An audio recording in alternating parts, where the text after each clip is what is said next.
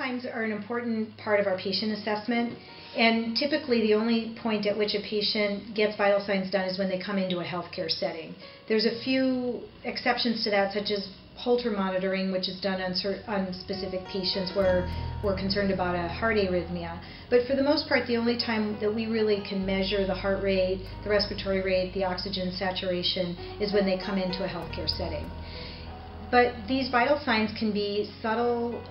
signs that a patient is starting to deteriorate, or early warning signs of that as well, prior to a patient getting a more overt symptom. And so by having vital signs monitoring at home, we can hopefully discover that a patient is starting to have problems earlier, and then trigger a response to that so that we don't have to wait for them to get sick enough to come in. We can make a change, allowing them to stay in school, stay at work. The other way that we can use it is on patients who, where we're expecting them to have problems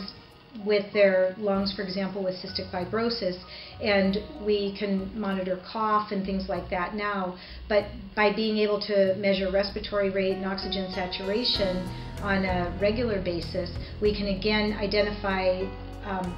early infections or other problems that a patient may be having, and again intervene earlier, hopefully preventing them from having to come in or going into an emergency department, and shifting them to the clinic visit where they can see their specialist who knows them, or to their primary care provider. And in addition, we can hopefully keep them in school